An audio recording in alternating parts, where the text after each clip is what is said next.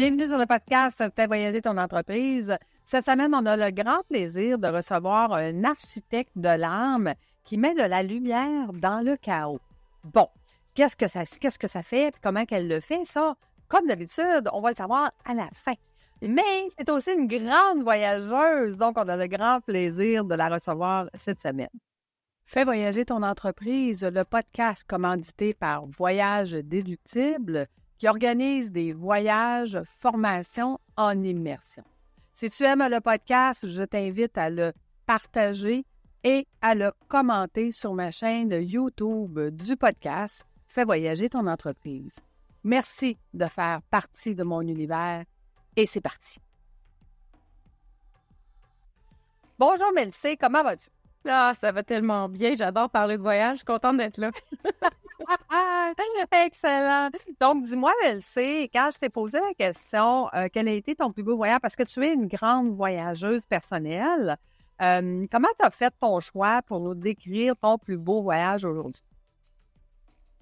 Ben, c'est dur à dire c'est quoi le plus beau voyage parce que c'est chaque voyage est unique, chaque voyage est transformateur. Puis souvent, je trouve que quand je reviens, mon souvenir, c'est plus qu'est-ce qui s'est passé en moi que techniquement ce que j'ai vu. OK, bien, raconte-nous dans quel voyage il s'est passé le plus de choses en toi. Mais on pourrait parler de mon plus récent parce que ça connecte directement avec qui je suis aujourd'hui.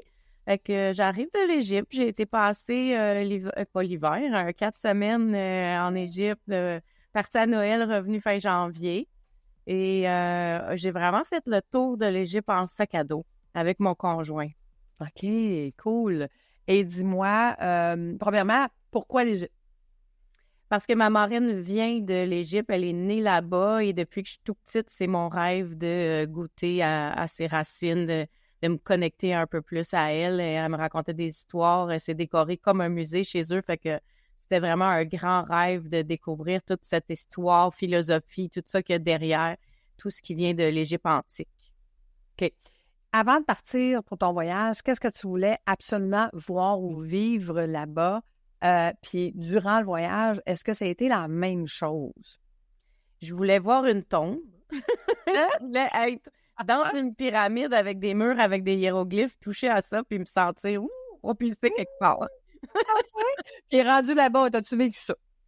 Pas tout à fait comme je l'imaginais parce que, évidemment, les plus beaux murs avec les hiéroglyphes sont pas nécessairement dans les 3 grandes pyramides.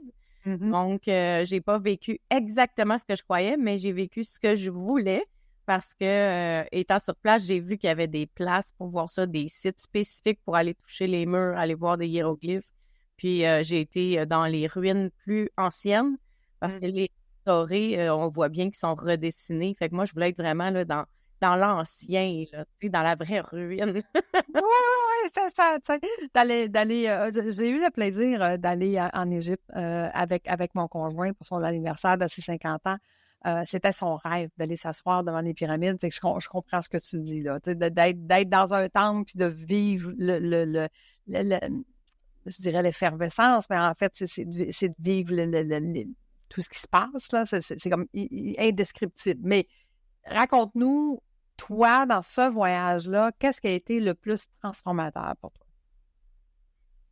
Ça a été vraiment de regarder ça parce que, tu sais, c'est tellement retravaillé pour le touriste qu'à un moment donné, il y a comme quelque chose qui se passe dans le cerveau puis tu te mets à douter de c'est-tu vrai ou ils nous ont-tu inventé ça ou ils nous font-tu à croire que ça existait? Comment on fait pour connaître c'est quoi l'histoire de l'Égypte ancienne? Puis je trouvais ça très drôle parce que je me disais comment l'humain est tout le temps tenté de douter au lieu de juste apprécier, tu sais? Mm-hmm. Moi, je suis une yogi, tu sais, fait que la philosophie yogique, j'aime ça. Je connais les croyances hindouistes, fait que je me disais, pourquoi si je vais aller faire des méditations puis faire des prières dans mes pratiques de yoga avec des dieux hindous, je suis pas capable de me dire, ben oui, c'est tout vrai, tu sais, les dieux d'Égypte. Fait que j'ai vu que l'humain a vraiment une grande tendance à douter. Puis là, je trouvais ça drôle, puis je me suis dit, je vais le tester. Fait que je dis à mon chum, tu trouves-tu que c'est un peu étrange puis qu'on a de l'air de se faire remplir? Puis tout ça, et tout de suite, l'influence extérieure, il était comme prêt à prendre ma part, tu sais, sans même prendre le temps de réfléchir. Puis après, quand on est allé prendre un thé, puis on disait, ben on est-tu en train de se laisser remplir par les peurs, que ça soit pas vrai, puis combien on se laisse influencer par le monde extérieur. Puis on a trouvé ça très drôle que même ailleurs, même pendant qu'on y allait, que c'était notre plus grand rêve, qu'on y croyait, qu'on avait hâte de se plonger dans cette histoire-là, une fois dedans, on avait encore l'espèce de petite personnalité là, qui est capable de venir tout shifter ton beau moment puis tes belles énergies. Fait qu'on a vraiment dit, hey, l'humain est un cas d'observation extraordinaire. Oui, puis on pourrait en parler des heures et des heures, n'est-ce pas? Mais dis-moi, tu sais, bon, là, finalement, tu te dis, OK, ça, c'est trop touristique, je suis pas capable de m'imprégner, je suis pas capable d'aller chercher, justement, ce côté-là ancien. Je veux dire, à partir de là, vous avez pris la direction d'aller voir peut-être des choses plus anciennes, moins, mettons, touristiques. Oui. Qu'est-ce qui s'est passé à ce moment-là? On a pris notre sac à dos, on a quitté les grands centres, puis on s'est en allé dans des Airbnb dans les villes, les petits villages un peu reculés. Fait qu'on avait accès quand même aux grands centres touristiques, pas trop compliqué, à même un petit taxi, mais on voulait vivre plus du côté des gens qui demeurent là, tu sais, des locaux, pour pouvoir apprendre à se déposer avec eux, connaître leurs coutumes, puis vraiment les connaître, eux, s'intéresser à eux. Je me souviens, exemple, à Luxor, tout se passe sur la rive sud. Nous, on est allés sur la rive nord. On a resté dans une famille. Et puis, à un moment donné, j'ai eu comme une espèce de pneumonie qui voulait se déclencher. J'étais allée à la pharmacie. J'avais pas assez de sous. Tu sais, j'étais loin des grands centres. Fait que, genre, je vais pouvoir aller à la banque demain, je vais revenir. Le pharmacien dit, ben non, tu vas pas à la banque demain, là. Puis, tu vas pas prendre ton médicament ce soir, là. Je te le donne. Tu viendras demain, après-demain, tu repasseras me payer quand ça t'adonnera. Écoute, je me disais, wow! Ouais. Tu sais, On ne vivra pas ça ici, là. Non. Le pharmacien me donne mon médicament, me dit d'aller me coucher la tête tranquille puis que je repasserai quand je repasserai. J'étais là, wow! Ça, c'est vraiment quand t'es dans le côté qui n'est pas touristique. Tu sais, il savait qu'on se déposait quelques jours, il savait qu'on restait là. Fait que je me suis dit, ici, on va vivre quelque chose de vraiment extraordinaire, là. Tu sais, on va avoir le temps de connecter avec ce qu'on voulait découvrir. Puis, qu'est-ce que tu as découvert, justement? Ben, on a découvert que c'est un peuple hyper généreux, puis que tout le côté qui est touristique, soit on entend parler de l'Égypte ou n'importe quelle autre destination hyper touriste, que les gens sont après nous, tu sais, parce qu'ils nous voient comme un signe de dollar, mais dans le fond, quand le pays est plus pauvre que nous, c'est juste normal. Mais que quand tu sors de la zone touristique, ils sont pas comme ça du tout. Tu sais, ça fait pas partie de leur valeur, c'est comme leur travail. Puis de le voir différemment, ça nous a aidé à connecter aussi avec eux. Fait qu'on a été capable de parler plus de comment tu vis justement quand il n'y a pas de touristes, qu'est-ce qui se passe, tu sais, comment tu gères ton budget à l'année, là, tu sais, parce que les saisons touristiques, c'est pas tout le temps. Fait que comment tu fais pour être occupé peut-être 4 mois par année, qu'il y a une super saison pour eux, là. Fait que tu fais quoi le reste du temps? Puis ça nous a ramené aux bases. Je pense que voyager, c'est souvent ça. Nous, on est riches ici, tu sais, on a tout ce qu'on veut d'accessible, le matériel est présent, puis d'être dans n'importe quel pays un peu plus moins fortuné que nous. Hein, j'osais pas dire défavorisé, mais c'est moins fortuné que nous. Eux autres, leur bonheur est dans la connexion humaine. Fait que c'est là où tu reconnectes vraiment, puis que tu vas aller chercher que finalement, là, c'est pas très grave si j'ai pas 8 tomates, tu sais, si j'en ai une, je peux être super heureux, puis en plus, je vais pouvoir en utiliser une tranche pour prendre les graines puis m'en faire pousser. Tu sais, ils te ramènent vraiment à la base, puis on le sait tout ça, mais ici, on n'y est pas confronté. Fait que même si on le sait, on ne prend pas le temps de s'arrêter puis de savourer ces moments-là. Puis c'est ça que j'aime dans le voyage, c'est de... T'es pris là, t'as pas le choix de savourer, là. C'est plus lent qu'ici, c'est plus pauvre qu'ici. Fait que même si on le sait ici, puis on se donne des petits moments pour se déposer ici, là-bas, c'est pas tu te donnes un petit moment. La vie, c'est ça. Mais non, mais c'est ça, là. Fait que c'est complètement autre chose. Puis c'est complètement.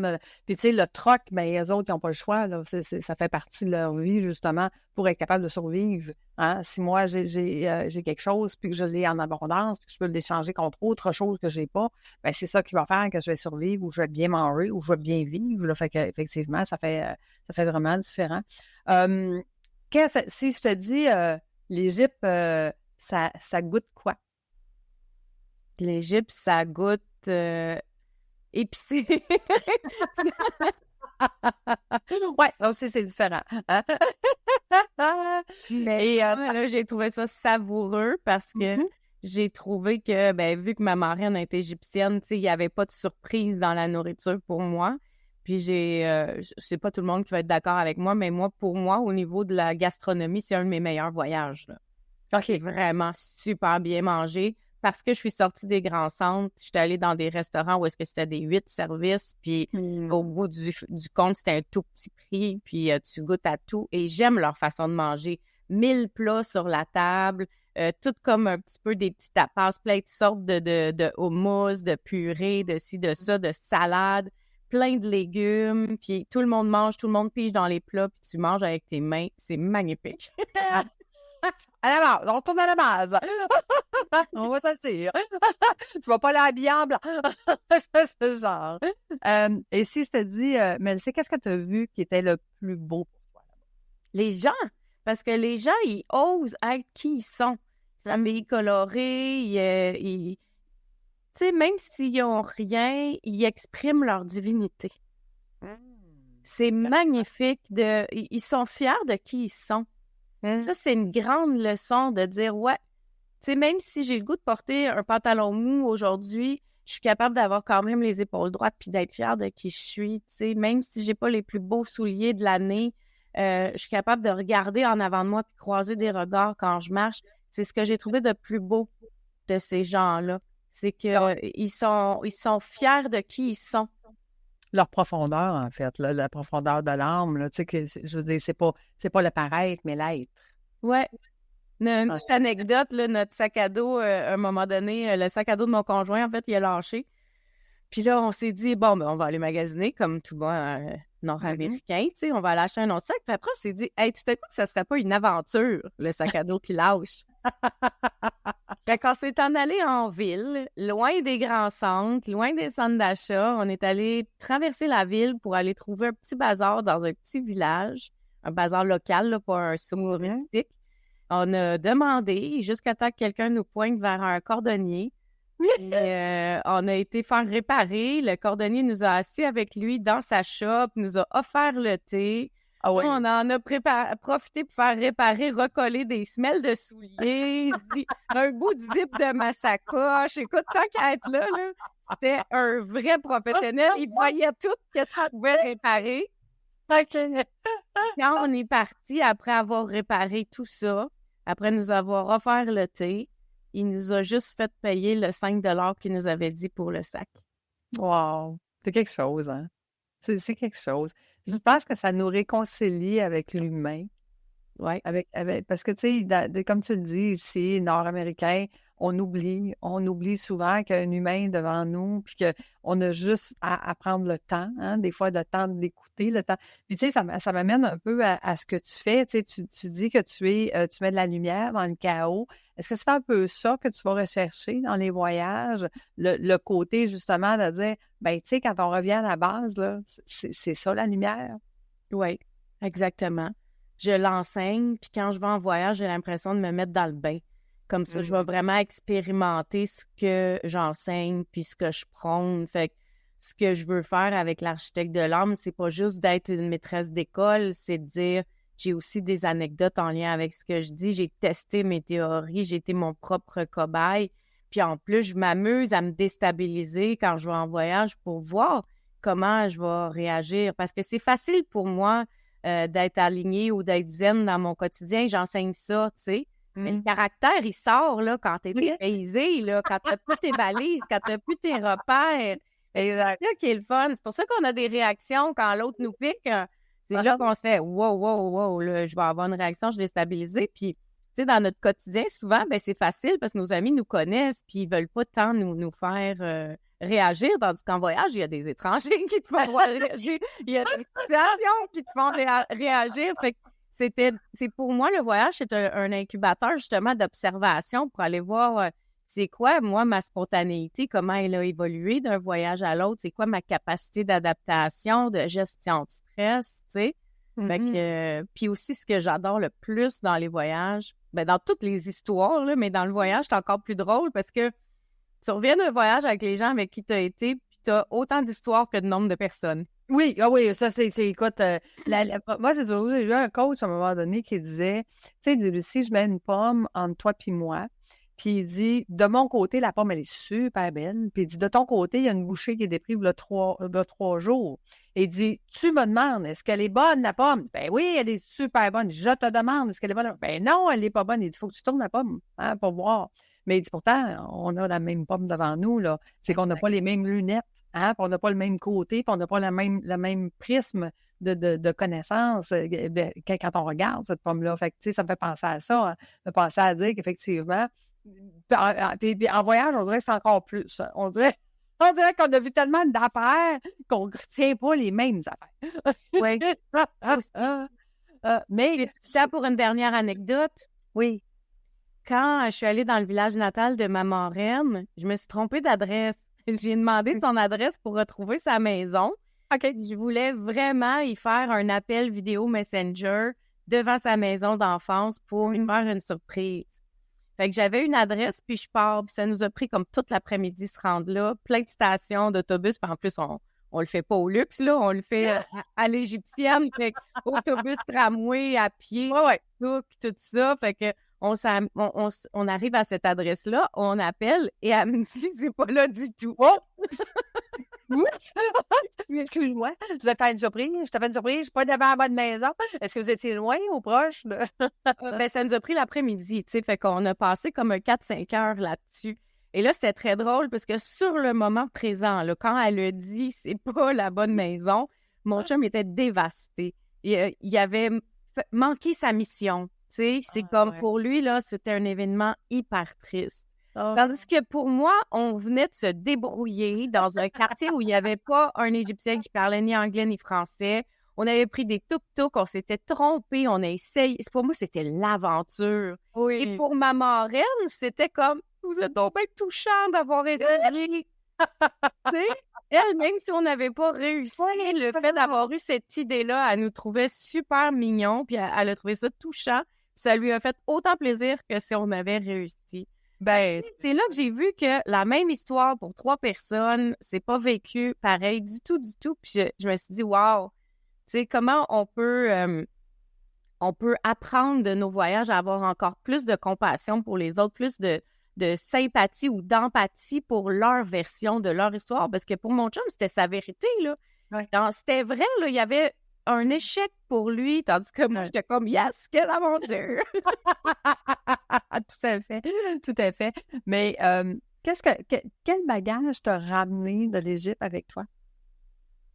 J'ai ramené vraiment de prendre le temps de se déposer puis de revenir à ce que nous, on croit. Je veux pas utiliser le mot « croyance », je veux vraiment dire ce qui te fait du bien à toi. C'est tes valeurs à toi, parce que eux, là, ils agissaient en fonction de ce qu'ils percevaient qui était bon pour eux. Peu importe que c'était logique ou pas, c'était leur croyance leur croyance divine, par exemple, qui les amenait à agir. Puis je me suis dit, on a tous le droit, parce qu'à l'intérieur de l'Égypte antique, on se rend compte qu'il y a eu plusieurs croyances, plusieurs dieux, puis il y avait plein de dieux, parce que c'était ça le trip, que tu pouvais idolâtrer celui qui t'apportait le plus par rapport à ta vie, ton travail, tout ça. Fait que je me suis dit, tu sais, c'est le fun parce qu'ils sont en train de nous enseigner que nous aussi, on a le droit de déterminer ça va être quoi nos valeurs, puis d'aller vers nos affaires à nous, notre vérité à nous. Pas besoin d'écouter les autres. On écoute tout, puis on prend ce qui nous fait plaisir, puis on fonce avec ça. Oui, tout à fait. Puis dis-moi, toi, au niveau de transformation, ce voyage-là t'a transformé de quelle façon? Eh bien, tantôt, je l'ai nommé un petit peu l'espèce de royalness qu'ils ont. Là, c'est devenu mon mot, c'est mon mot de l'année 2024, royalness. Là, ils ont une grande fierté, puis une grande connexion à la divinité, à la beauté. Puis je me suis dit, moi, je vais revenir avec ça. Ça m'a transformé d'oser trouver tout beau chez moi, d'oser, même si j'ai pas le temps d'allumer une chandelle le soir, même si ça va juste brûler 4 minutes le temps que je fasse entre 2 affaires, tu sais, vraiment amener encore plus de de Cléopâtre dans mon quotidien. Est-ce qu'on a ramené le linge de Cléopâtre avec nous? Ah, c'est sûr, j'ai magasiné, j'ai amené quelques trucs, bien sûr. Bien sûr. Donc, il va falloir te suivre sur les réseaux sociaux pour voir ça. J'ai acheté, entre autres, une robe de chambre que je me suis dit comme ça à tous les matins ou à tous les soirs. En tout cas, quand je vais traîner dans ma robe de chambre, je vais me sentir comme une princesse. Ah, c'est cute, c'est cute. Tu dirais, tu sais, parce que tu nous as parlé un petit peu, hein, on vit chacun notre voyage différemment et tout ça. Puis si je te posais la question, ton conjoint, lui, il a ramené quoi d'Égypte? Il a ramené, lui, il arrête pas de dire on est le reflet du passé, on le sait. Mais lui, il a vraiment ramené cette phrase-là ancrée en lui. Comme il comprend maintenant que les choix d'aujourd'hui vont avoir vraiment un impact plus tard, puis que ça peut être beaucoup plus tard. Hmm. Tu sais, souvent, on dit tu sèmes aujourd'hui, tu récoltes plus tard. C'est assez clair, là. On sait c'est quoi un jardin, mais là, lui, il a mis l'espace-temps là-dedans. Il a vraiment pris conscience que ça peut être très long, la récolte. Puis la patience, ça se cultive comme tu cultives tes patates puis ta carotte. Puis ça veut pas dire que ça arrivera pas. Ça veut juste dire qu'il y a un temps pour chaque chose. Fait que lui, il est revenu déposer parce que... C'est intéressant parce que l'être humain, hein, dans le nord américain, il fait quelque... Parce que moi, je suis une fan de l'amélioration continue à 15 minutes par jour. J'ai développé un club du 15 minutes pour ça. Et je dis tout le temps aux gens, les gens m'en donnent parce qu'ils ne voient pas le résultat rapide. Il y en a du résultat parce qu'on s'améliore, mais c'est tellement des petites actions, c'est tellement petit qu'on le voit, mais après 1 an, 5 ans, tu comprends, on le voit plus tard. Puis les gens se découragent rapidement parce qu'ils ne voient pas le résultat court terme là maintenant. Fait que c'est intéressant ce que tu dis de prendre cette conscience-là que c'est peut-être même pas dans cette vie-ci que l'amélioration va arriver. Tellement. Ça va arriver peut-être plus tard, puis tu seras juste pas toi qui vas le voir, mais quelqu'un d'autre. Oui. T'es fou? T'es cool. Écoute, intéressant. Dis-moi, Melsey, c'est quoi l'architecte de l'âme? Ça fait quoi? Ben, tu l'as nommé, ça met de la lumière là où le chaos veut prendre le dessus. Fait que c'est pas juste quand on vit un problème, c'est quand on sent qu'on est désaligné justement de ses propres valeurs. Puis c'est quoi être désaligné de ses valeurs? C'est quand c'est pas nous qui tient le volant de la voiture, c'est la société, c'est la famille, c'est l'ego, c'est tout ce qu'il y a autour qui est pas connecté à notre âme, à qui on est réellement à l'intérieur de soi. Puis c'est facile, on se déconnecte à tous les jours parce qu'on a des choses à faire, parce qu'on a des responsabilités, parce qu'on a des obligations. Fait que mon rôle à moi, c'est de faire le tri là-dedans, de dire c'est possible de faire les choses qui tentent moins avec bonheur. C'est là la lumière dans le chaos. C'est un chaos avoir une responsabilité. Des fois, pour certaines personnes, c'est un chaos aller travailler, tu sais, mais comment on peut aller travailler autre que juste en allant chercher une paye? Comment on peut élever des enfants autre que juste se sentir obligé d'être une mère ou un père, tu sais? Fait que c'est ça l'idée, c'est de ramener la joie dans les choses, les habitudes qu'on fait au quotidien pour que ça ne devienne plus des habitudes, mais que ça devienne des choix et de la conscience. OK. Et de quelle façon tu le fais, Mélissa? Est-ce que c'est en one-on-one? Est-ce que c'est en groupe? Ou... Oui, j'y vais aux besoins de la personne. Fait que oui, il y a de la consultation privée. J'ai du corporatif aussi, des fois en team building. Mais sinon, j'ai les ateliers en ligne 1 fois par mois, des petits workshops qui sont hyper accessibles, qui viennent ouvrir des consciences, re-questionner les conventions. Et puis après ça, ben, il y a les grandes sessions d'été là, où j'ai tout le temps 2-3 jours par été que je fais des collabos avec d'autres personnes, des retraites d'1 jour. Le podcast, l'Architecte de l'âme, qui est du coup beau contenu bonbon gratuit. Fait que, ouais, il y a beaucoup de choses sur mon site Internet. Tous les détails sont là. Donc, tu es en train de nous dire qu'éventuellement, on va pouvoir faire 7 jours avec toi en voyage. Ouh, yeah. Oh! Tu sais, parce que tu disais que tu fais du corpo et tout ça. Ah, c'est intéressant. J'aime ça. Donc, mais fait, on te retrouve sur le nom de l'Architecte de l'âme, mais si on te cherche sur Melsey, c'est quoi ton nom de famille, dis-moi? Le site Internet, c'est www.melseymelanie.com. Mélanie, M-E-L-A-N-Y. M-E-L-A-N-Y. Parfait, super. Ben écoute, un grand merci. Et tu aurais le goût de nous terminer ça de quelle façon, dis-moi? Osez. Osez voir votre vie quotidienne comme un grand voyage, puis vous donner le droit de l'expérimenter à fond. Mais quelle belle fin. Quelle belle femme. Je veux juste, petite dernière question. Est-ce que tu accompagnes juste les femmes ou c'est les femmes et les hommes? Non, j'accompagne femmes et hommes, ouais. OK, parfait. Parce que, tu sais, il y a beaucoup de coachs qui vont accompagner juste l'un ou l'autre. Donc, c'est important de savoir si tu fais les deux.